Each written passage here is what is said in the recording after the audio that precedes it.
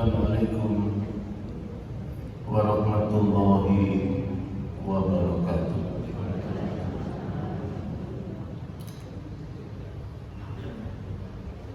Alhamdulillahilladzi bi ni'matihi tatimmu shalihat. Asyhadu an la ilaha illallah ya'udu ilaihi kalimatut thayyibat. Wa asyhadu anna Muhammadan abduhu wa rasuluh ursila lin-nasi bi ahsanil risalah. Allahumma shalli wa sallim wa barik ala sayyidina Muhammadin wa ala alihi wa ashabihi wa man walah wa la hawla wa la quwwata illa billah. Allah Ta'ala Al-Quranil Azim. A'udzu billahi minasy syaithanir rajim. Bismillahirrahmanirrahim. Inna 'iddatash shuhur 'indallahi 12 syahran fi kitabillah yawma khalaqas samawati wal ardh minha arba'atun hurum wala tadlimu fihinna anfusakum. Para jemaah yang dimuliakan oleh Allah Subhanahu wa Ta'ala, yang pertama kita bersyukur Allah masih mempertemukan kita di bulan yang mulia. Bulan ini adalah bulan-bulan mulia sebagaimana dinyatakan oleh Allah Subhanahu wa Ta'ala di dalam surah At-Taubah. A'udzu billahi minasyaitonir rajim. Inna 'iddatash shuhur 'indallahi 12 syahran. Sesungguhnya bulan-bulan yang mulia, perhitungan bulan menurut Allah itu ada 12 bulan. Fi kitabillah, itu telah ditetapkan dalam perencanaan agungnya Allah. Yauma khalaqas samawati wal ardh, pada saat Allah menciptakan langit dan bumi. Jadi ternyata dulu ketika Allah menciptakan langit dan bumi itu merancang di bumi ini orang supaya bisa menghitung dengan baik, maka diciptakan aturan nanti ada 12 bulan kira-kira. Dan alhamdulillah sampai sekarang kita juga menemukan 12 bulan itu. Yang mulai dari Januari kalau itu masih, sampai Desember kalau itu bulan Qamariah, Hijriah mulai dari Muharram sampai dengan Dzulhijjah, 12 bulan. Minha arba'atun hurum, di antara 12 bulan itu ada 4 bulan yang hurum, bulan-bulan yang mulia. Tapi yang menjadi luar biasa adalah wala tadlimu fihinna anfusakum. Perintah ini sifatnya adalah umum. Allah memerintahkan janganlah kamu menjadikan dirimu itu rugi dengan datangnya bulan-bulan hurum itu. Nah, ini kita mengkaji saja indahnya Islam. Jadi Islam itu indah. Aturannya begitu dibuat oleh Allah itu semuanya mempunyai makna. Ada bulan yang kemudian dimuliakan itu punya makna. Ada bulan di mana kita diminta untuk beribadah secara serentak seperti bulan Ramadan, itu ada makna. Ada bulan di mana kita kemudian banyak berbagi, itu tentu punya makna bagi kehidupan bersama. yang kita bicarakan ini adalah bulan Hurum. Bulan Hurum itu ada 4. Dalam sabda Nabi dinyatakan 3 berurutan, yakni Dzulqa'dah yang sudah lewat, Dzulhijjah atau bulan haji sekarang yang kita masih berada di dalamnya, wa Muharram atau bahasa kita Suro. Ini namanya bulan-bulan yang dimuliakan. Dan satu bulan yang agak terpisah, yakni bulan Rajab, yaitu antara bulan Jumadil Akhir dan bulan Sya'ban sebelum Ramadan, Rejepan gitu ya. Nah, apa makna? Kita kupas sedikit mengenai makna ini, kaitannya dengan pelaksanaan ibadah, dan yang kedua adalah bagaimana Nabi itu menganjurkan kita semua untuk menghormati bulan-bulan ini. Kenapa ada kata-kata fala tadzlimu fi? Zalim itu menganiaya. Fala, maka janganlah kalian tadzlimu, menganiaya diri kalian sendiri fihi, di dalam bulan-bulan itu. Ini tentu ada makna yang luar biasa. Artinya datangnya bulan itu bisa menguntungkan, tetapi kalau kita tidak tepat menyadari, itu bisa menjadikan kita rugi. Nah, para catatan ini adalah di dalam perencanaan Allah dan ternyata berjalan. Nah, para jemaah, ada berikutnya kata-kata waqatilul musyrikina kama yuqataluna fi. Perangilah orang-orang musyrik yang memerangi kamu ketika memerangi kamu di bulan yang mulia. Jadi bulan ini, bulan 4 bulan ini dinyatakan mulia karena Allah memang merancang. Ketika Allah itu nanti orang-orang seluruh dunia ini setelah Ka'bah nanti dibangun oleh umatku yang nanti namanya Ibrahim dan Ismail, aku akan panggil mereka semua untuk menunaikan ibadah haji.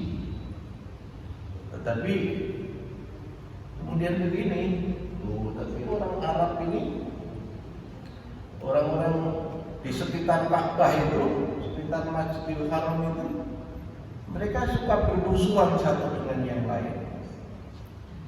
Dalam masa jahiliyah, perang antar suku, taburan antar suku, jadi taburan ya.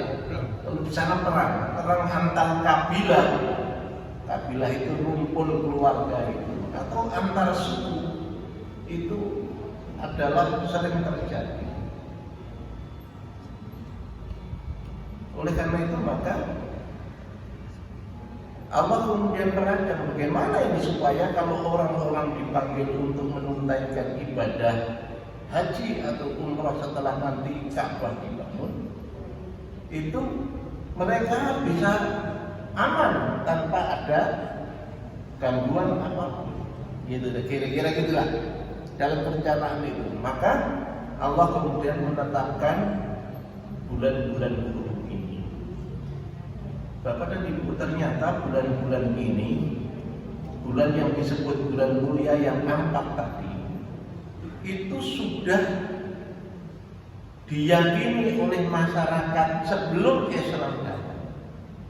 Mereka yang berperang kalau sudah masuk bulan Dzulqa'dah, ini sudah masuk bulan Dzulqa'dah, mereka langsung berhenti tanpa ada, meskipun itu belum ada kesepakatan, mereka langsung berhenti. Begitu masuk bulan Rajab, itu langsung berhenti. Orang-orang jahiliyah dulu. Nah, ibu-ibu, saya sudah pernah menerangkan di sini, memang orang jahiliyah dulu, orang Arab kuno itu, mereka itu punya keyakinan yang lucu. Mereka itu dikatakan waqatilul musyrikin. Perangilah, lawanlah orang-orang musyrik yang memerangi kamu di bulan itu. Kenapa mereka dikatakan orang musyrik?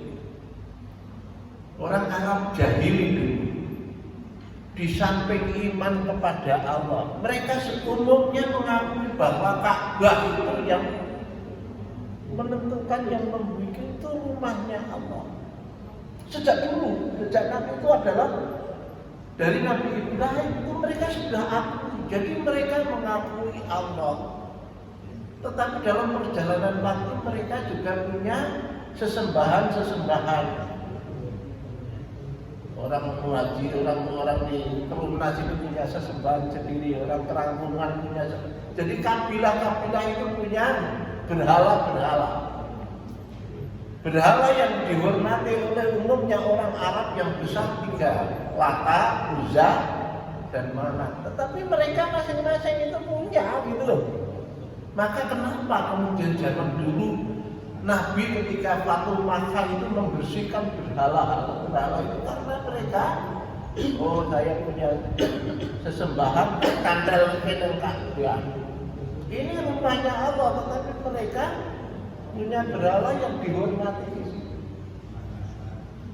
Jadi keyakinannya bertingkat, maka itu disebut dengan syirik, menduakan, mensyirikatkan, mengumpulkan sesembahan.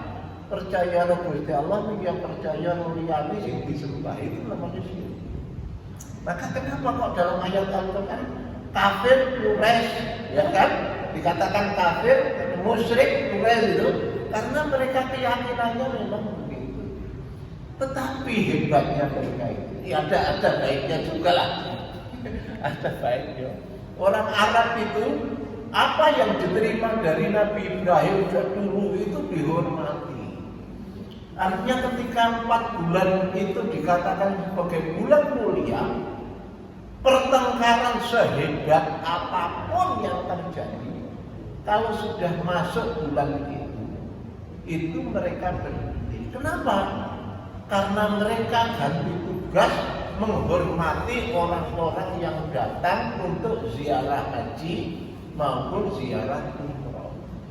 Dan mereka itu masing-masing kelompok itu punya tugas. Anda bagian menyediakan minuman sekian, Anda bagian yang namanya logistik, Anda yang itu mereka banggakan. Maka di dalam sejarah kita tahu, oh, orang tuanya sahabat ini terhormat di kalangan orang Arab karena apa? Mereka adalah kelompok yang menyediakan air minum untuk para jamaah. Jadi 3 bulan yang berturut-turut itu digunakan untuk melaksanakan ibadah haji. Sampai sekarang Pak, meskipun dimulai dari Syawal, tetapi yang perhelatan intinya adalah bulan Dzulqa'dah, Dzulhijjah, Muharram. Sekarang kan mereka sudah mau pulang, Pak Haji kan sebentar lagi pulang kan? Ya, itu bulan haji. Jadi khusus yang namanya kemuliaan Allah menentukan bulan-bulan mulia di sana itu dalam rangka mensukseskan ibadah yang dilaksanakan di situ. Maka kalau kemudian dinyatakan wa'adzin fil nasi fil haji ya'tuka rijalan wa ala kulli dhamirin, di dalam surat haji dikatakan begitu. Undanglah setelah Nabi Ibrahim selesai membangun Ka'bah itu, naik ke Bukit Qubais, undanglah orang-orang untuk menunaikan ibadah haji. Ya'tuka, pasti mereka akan datang rijalan dengan berjalan, au malakul lidhomirin, atau karena jauhnya mereka pakai onta sampai ontanya kurus karena kehausan dan makannya sedikit. Ya'tina min kulli fajjin, datang dari seluruh penjuru yang jauh. Dari Inggris saja ada yang berjalan seluruh haji, dari Magelang ada yang naik sepeda sampai haji juga. Dulu ada zaman saya 99 itu ada yang lari, 91 itu ada yang lari menghabiskan 12 pasang sepatu. Dua-dua ganti. Kita lihat ada yang pakai kendaraan dari Rusia itu sekarang muslimnya banyak. Itu mereka pakai bus yang besar-besar itu, kemudian ya kayak bis lah Bu ya. Kemudian kanan kiri itu diberikan penyangga yang kuat untuk tidur. Mereka tidurnya jadi ibarat rumah berjalan. Anda akan lihat kendaraan besar-besar, itu mau masak yang kono, turu yang kono, tapi itu hebatnya. Dan itu diatur oleh Allah supaya aman gimana? Harus ada bulan yang dimuliakan sehingga mereka mau menghentikan perbuatan buruk. Kalau mereka masih ngeyel gimana? Mausa kurun kok bulan kurun kok ngeyel. Itulah yang disebut orang yang mendalimi diri sendiri. Maka hanya boleh kalau mereka terancam. Orang musyrik yang tidak ngerti agama menyerang mereka ya ditangkis, tetapi tidak boleh memulai, tidak boleh. Ya gitu ya. Loh kenapa kok ada Rejab yang itu bulannya terpisah? Di dalam tradisi kuno ada yang namanya ibadah haji, tapi ada ibadah umroh. Mereka meyakini umroh terbaik itu di bulan Rejab, gitu kan? Ya itu ya. Tapi sekarang sudah dibolehkan itu, bahkan semua bulan boleh mereka melaksanakan umrah. Bahkan orang Indonesia paling senang yang punya duit, meskipun bayar mahal umrohnya di bulan Ramadan, kan gitu ya. Bisa poso ning sasi Ramadan ning kono piye gitu ya. Nah, para jamaah ini intinya surat Al-Baqarah yang 26 itu ya. Jadi kita ada di bulan mulia ini. Pertanyaannya sekarang begini, Bapak, itu di sana. Kalau kita yang di sini bagaimana? Apa kita juga perlu menghormati bulan-bulan itu? Apa yang kita lakukan? Nah ini pertanyaan. Nah saya akan mengungkapkan hadis yang saya kira bagus. Hadis ini, sabda Nabi ini saya kutip dari kitab namanya Zahratul Riyad. Zahratul Riyad itu menyebutkan sebuah hadis yang indah. Menurut saya, khususnya untuk yang sepuh-sepuh ini, kamu kan sudah tua ya.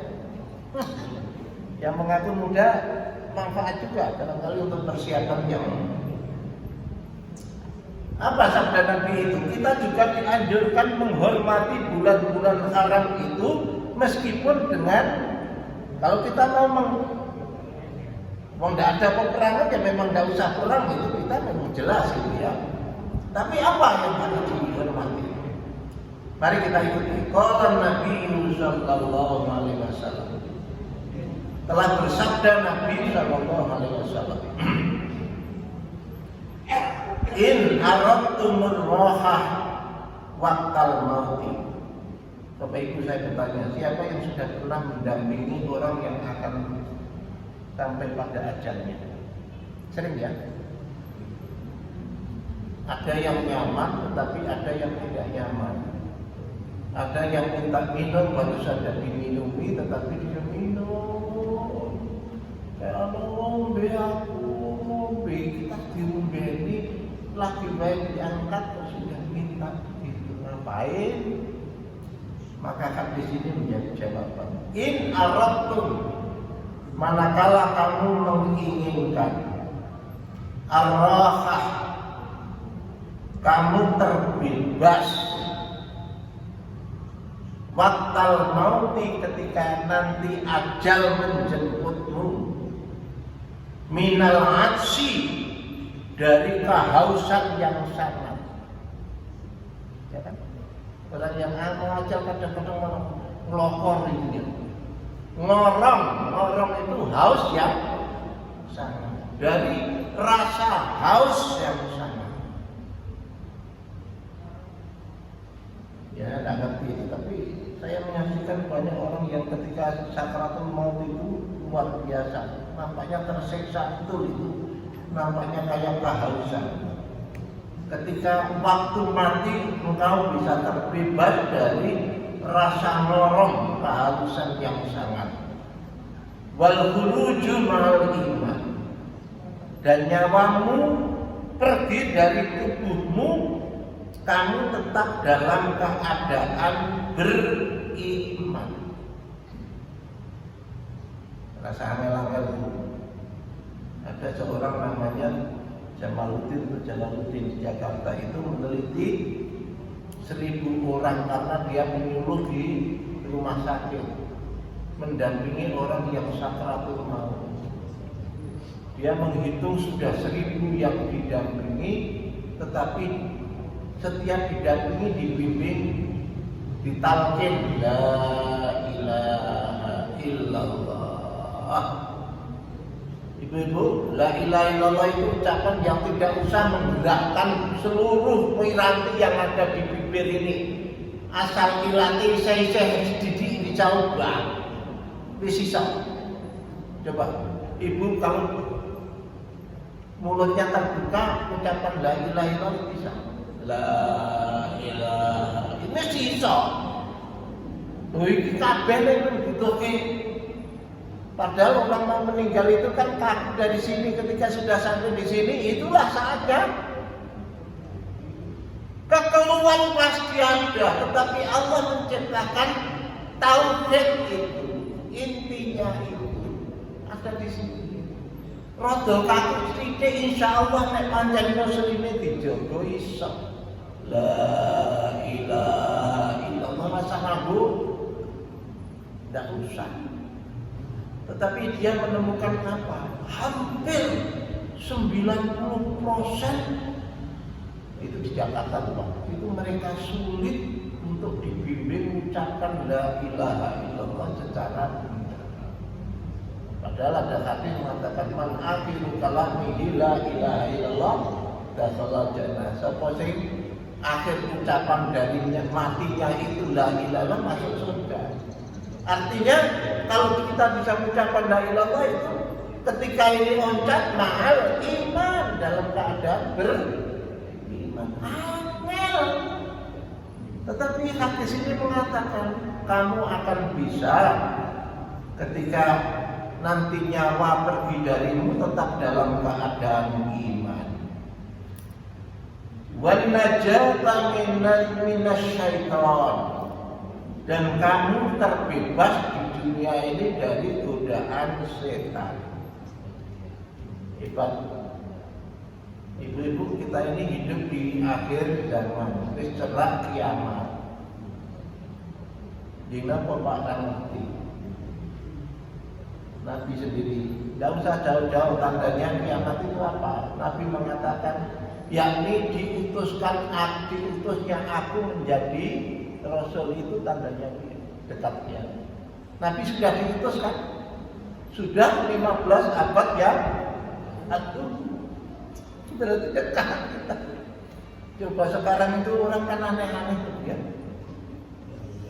Tanda-tandanya itu baca surat 102 1 sampai 9 atau sampai 8. Alhamdulillah takatsur hatta zurtumul. Bermegah-megah itu menjadikan kamu lupa. Lerampung kapan nek wis mlebu luang alam. Coba kita bermegah-megah sekarang ini kan bermegah-megah dengan pakaian, bermegah-megah dengan kendaraan, bermegah-megah dengan follower. Dan itu kan hati-hati sing duwe anak itu ora tinggi. Saya ini jadi YouTuber. Wah, munggah konten gitu terus yang ikuti. Wah, saya sudah follower saya itu sudah 10.000. Seneng. Apalagi di subscribe. Ada yang like, wah, do komentar terus jawab dia sibuk, bermegah-megah karena kalau saya cucu saya, kamu mau jadi apa? YouTuber. Anak saya cucu saya juga YouTuber. Engko nek konten sing diunggahke paten golek bolongke, ben itu duit akeh isine elek piye, maka sekarang penting kita memodali anak itu. Ya kan? Banyak sekali konten yang sangat jelek, memaki-maki orang. Sing penting diwaca. Hati-hati Bapak sekalian. Bapak punya koleksi, silahkan. Tetapi jangan sampai koleksi Bapak menjadikan Bapak terlena, disibukkan sehingga lupa kepada Allah. Al-hakumut, bermegah-megah itu, bermegah-megah, berbanyak-banyak umai, tingkat dhuwur le munggah kene kosong wis tuwa. Nganggo lipat ning resiki ya kekean gitu. Kocone jogo kudu nganggo ning resiki kudu nganggo tenaga yang iya kan? Karena rumah yang tinggi. Bapak punya burung berapa? Punya, kamu sibuk ini dedek, lengko nyemproti, makani, karena bermegah-megah dengan burung. Saya punya ayam datang saja makrem, waktu bilang itu netes nasi kepil, itu mampaknya itu wadah, harus mau ngaji makan isek gitu kan? Ya mana-mana ini makhluk Gusti Allah niatnya begitu, tapi yang penting jangan kemudian menjadikan ibu-ibu sekarang banyak orang yang anak muda, pengusaha muda langsung dia punya apa? Beli yang namanya Harley Davidson dari yang terlama sampai terbaru. Padahal yang terbaru itu kira-kira hampir 2M, 2,5 M. Yang lama paling tidak 250 juta. Ada yang punya 12. Iki numpai kapan? Keblak. Tapi berbangga. Ada yang kemudian rumahnya, garasinya begitu luas, punya mobil antik jumlahnya 60 misalnya. Nanti ada tukang yang khusus menghidupkan, mau ngejoke, mau ngundurke, yang penting ngobah. Itu wis bayar. Belum lagi pajaknya kan. Coba. Ini akhir zaman sekarang ini keturutan. Pengikutnya kan dikagumi orang, disenangi orang, banyak sekarang.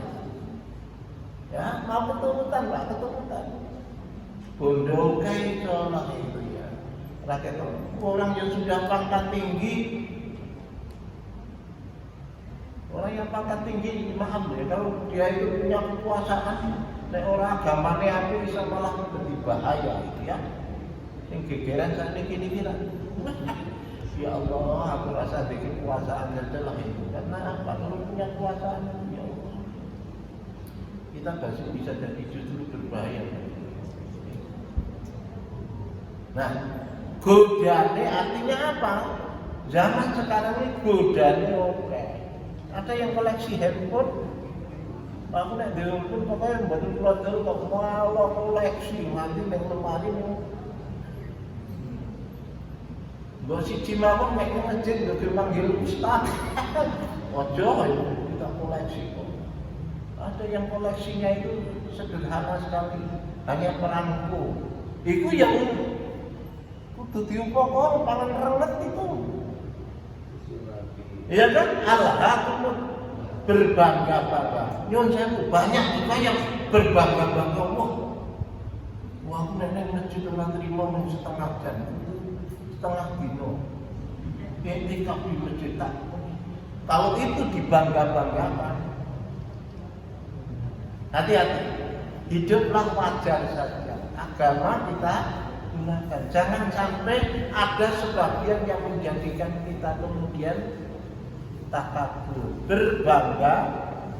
Itu nanti terkena ayat ini, alhaakumut, kamu bermegah-megah, berbanyak istri juga gitu kan. Wah, karepe wae dan pasang duwe papan ngono bingung lek kayak ngene. Wah, pedamu itu menyibukkan melayu rono golek duit dene lek makane anake obah gitu. Itu jadi indah ini.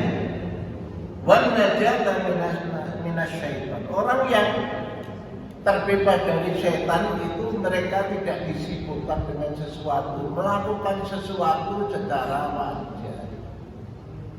Ada ada hati yang menyatakan ini. Wong Islam itu sing paling apik nek nang masjid suwe banget apa? Ngomahe menggoge bedak mawon to. Siapa bilang begitu? Datang ke masjid ketika ibadah. Tapi rumah itu untuk membangun keluarga. Ada sebuah ungkapan Nabi yang mengatakan, manakala kamu membantu saudaramu memenuhi hajatnya, itu lebih baik daripada kamu iktikaf di masjid sebulan. Kalau begitu nek diundang tanggane mantenan ora teko kok mentingke iktikaf ning masjid. Gimana? Wajar saja lah. Keluarga yang diurusi, anak-anak diperhatikan, cucu-cucu diperhatikan. Kalau kita suatu saat pagi butuh harus jalan kok pakai apa? Ya itu diembung ya perlu gitu ya. Itu tapi ibadah aja. Nang embung perlu terus lali sholat ya jangan. Itu begitu loh, itu wajar saja. Maka Nabi pernah mengatakan kepada seorang yang hati yang kaitannya dengan hadis yang dilarang Nabi itu, saya ingin puasa terus-menerus. Abdullah bin Amr bin As itu saya ingin puasa terus-menerus setelah Ramadan. Saya ingin sholat malam terus-menerus setelah Ramadan. Nabi mengatakan jangan. Awakmu itu juga perlu kamu rawat. Dua mata kamu itu juga perlu kamu rawat. Nek wis kesel ya lelek, nek maca Quran kesel ya lelek. Istrimu juga perlu kamu perhatikan. Itulah sebabnya pada suatu saat Rasul itu melihat ada orang membentangkan tali. Jadi tiang itu dengan sana di tali yang kuat. Itu. Ini kok ada tali ini apa ini? Saya Nabi yang membuat itu. Kenapa? Kalau saya sholat malam di tempat ini saya sudah ngantuk, maka kemudian saya sandarkan badan saya supaya saya tidak tidur. Tali itu digunakan supaya dia setelah sholat ngantuk terus sandaran begini. Lepas. Kalau kamu sudah pernah, sudah badanmu ngantuk, ya tidur dulu. Nanti kalau bangun sholat lagi, kalau masih kata-kata innali jasadika alaika hakon, awakmu ya butuh dirawat, mripatmu butuh dirawat, keluargamu butuh dirawat. Itu orang Islam itu supaya hidup itu wajar. Jangan sok-sokan. Kalau sok-sokan jadi al-hakumut takkan. Ayo coba ya. Jadi begitu. Hadis ini kamu ngeterke tetanggamu yang dia punya hajat itu jauh lebih baik daripada itikaf. Kalau itikafnya untuk gagah-gagahan dan nilainya, ning ngeterke tanggane nilainya malah lebih baik.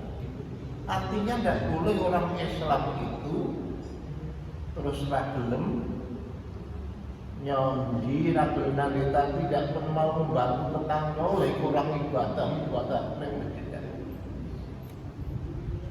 ya, itu yang ketiga. Nah jadi tadi siapa kepingin ketika kita meninggal ini lepas dari kehausan. Yang kedua, ketika nyawa diangkat oleh Allah itu dia dalam keadaan iman dan dia terbebaskan dari godaan setan. Fahtaramu hadas syuhuri kulliha. Maka dimanapun hendaklah kamu menghormati bulan-bulan mulia ini.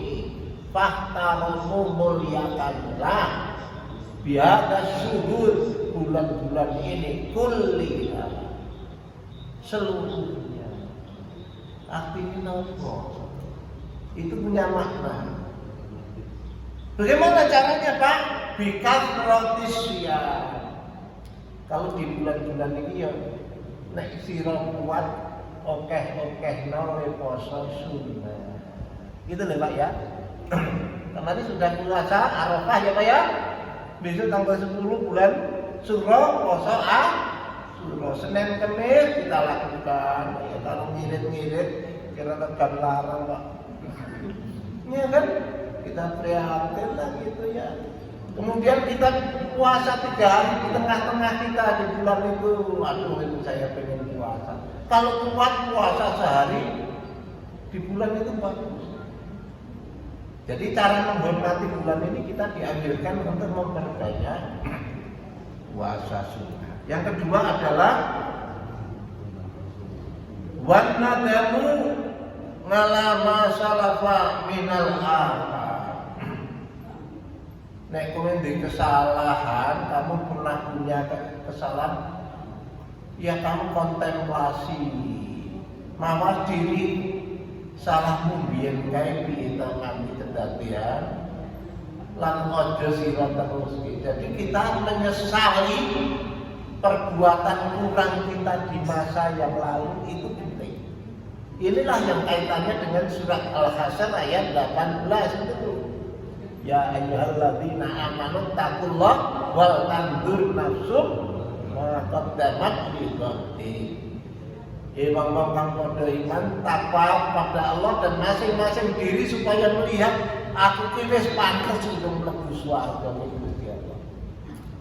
Ya nek urung pantes itu lighadin, pikir betul supaya kamu meningkat amalnya untuk supaya kamu pantas masuk di akhirat itu, masuk surganya Allah. Wattaqullah dan takwalah kamu kepada Allah. Penting Bapak Ibu, ngerengen-ngerengen apa ora nek wong kesibukan sok dosane komplek ning ora. Orang yang menyesal dosa yang sedikit Allah. Aku dengar lagi tadi, pokoknya aku nek ono kabar apa-apa, aku pokoknya terus enggal-enggal gage tak tindake. Terus dudule orang kek tiliki, wah ternyata wis rong sasi lho.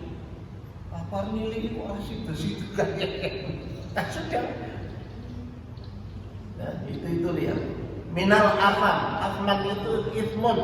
Ismun itu dosa yang berkaitan dengan hubungan sesama. Wadhkuru khaliqul aman, dan tingkatkanlah ingatmu kepada Allah yang menciptakan hidup ini. Bagaimana cara kita meningkatkan? Ya ibadah kita jaga baik waktunya, syukur bisa kita lakukan dengan berjamaah. Karena apa? Zikir yang paling tinggi adalah kita sholat kan? Maka mengingat Allah yang menciptakan hidup ini bagaimana yang paling tinggi? Jaga sholat. Coba lihat. Tadkhulul rabbakum bisalam. Kamu akan kembali pada Tuhanmu bisalamin, dengan selamat. Kita lihat Shalihin pada bab awal, kalau dikatakan tadkhulul jannata bisalam, kamu akan masuk surga dengan selamat, itu artinya tidak pakai hitungan yang rumit, rasa dikoreksi. Artinya apa? Kalau kita tadkhulu rabbakum, kamu akan kembali kepada Tuhanmu bisalamin, Gusti Allah ora bakal nekoni merno-merno. Bapak, ada hadis yang indah. Hadis itu bunyinya begini. Ya, hadis itu bunyinya begini. Hadis qudsi ya.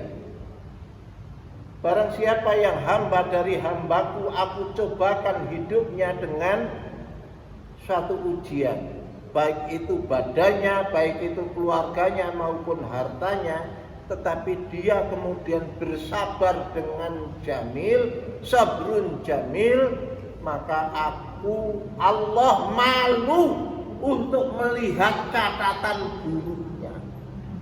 Aku malu untuk tidak memasukkan dia ke dalam surga. Bapak-bapak yang sepuh-sepuh ini, dengkulnya sakit banget. Jenengan nek tetep tidak sholat ya ra nganggo tongkat. Itu dengan sopir ndak usah ngeluh pancen wong tuwa kok. Bapak ki laku kok saiki beda tapi garang tuwa kok.